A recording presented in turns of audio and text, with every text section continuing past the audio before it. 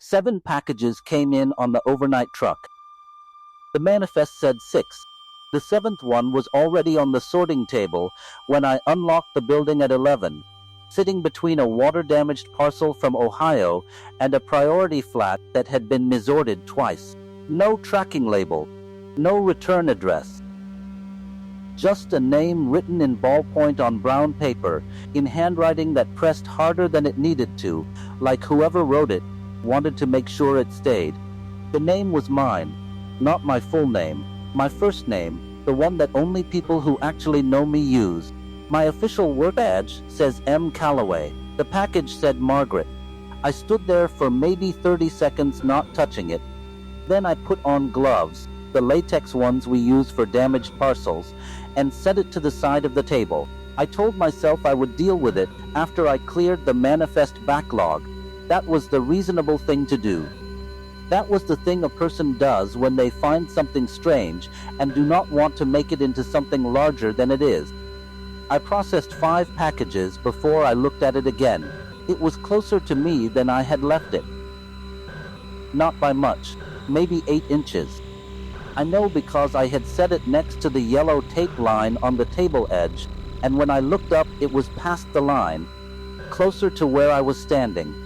I had not heard anything move. The building had been quiet the entire time, which in a sorting facility at 11 at night means nothing, except that the ventilation system was running, and the fluorescent above Bay 3 was cycling the way it had been for 6 weeks since I filed the maintenance request, and nobody came.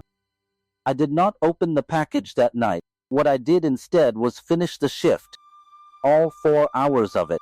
I sorted, I scanned, I loaded the outbound cart, I locked the bay doors, I did every single thing I was supposed to do, and I did it while standing with my back to the wall whenever I was not actively moving. You do not realize you have started doing that until you notice your shoulder blades are sore from pressing against the cinder block every time you stop walking. That was the first night. The part I have never told anyone comes next. I came back the second night and the package was gone.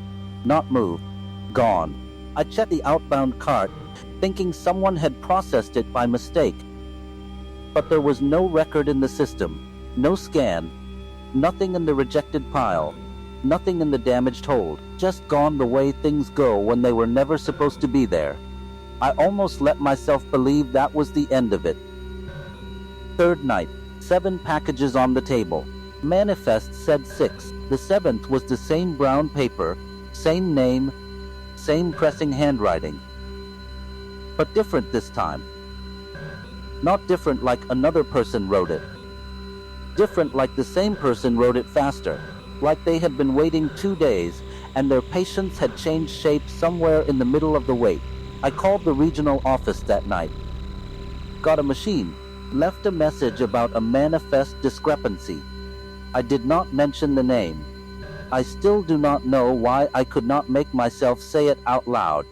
Probably because once you say a thing like that on a recorded line, it becomes the kind of thing that happened, and I was not ready for it to be that yet. This went on for 11 nights. Every night, 1 extra package, 1 name. The handwriting changed each time. Larger sometimes. Once so small I had to lean close to read it. Close enough that I could smell the paper, and it smelled like cold water and something below the cold water, something I do not have a word for. Not rot, not damp. Something that had been still for a very long time and was not still anymore. On the 9th night I opened it. Inside was a single sheet of paper, folded once. On it was a list of 12 names in 12 different handwritings, like each name had been added by a different person across a long stretch of time. Some of the ink had faded to pale brown. Some looked wet enough to smear. Mine was not on the list. I folded the paper back, put it in the package, set the package exactly where I had found it, finished the shift, drove home, sat in my car in the driveway for 20 minutes before I could make myself go inside. On the morning of the 12th day I came in early, before my shift, because I needed to know if the package would be there during the day or only at night. I needed to know if it was something that existed in the light. The table was empty. The manifest showed 6 packages in overnight intake. Everything correct. Everything accounted for. Terry, the morning supervisor, came in at 7.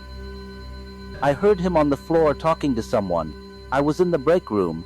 I heard him mention a package that had been flagged.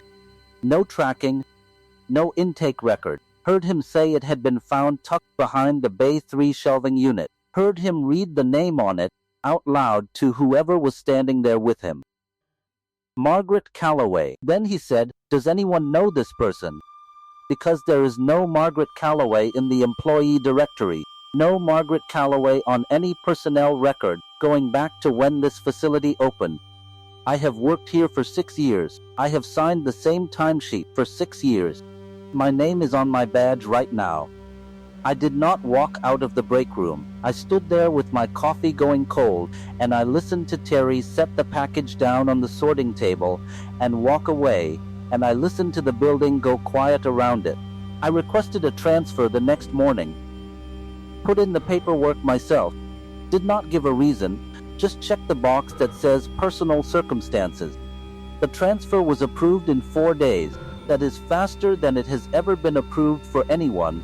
In the 7 years I have been aware of how that process works. Nobody asked me why.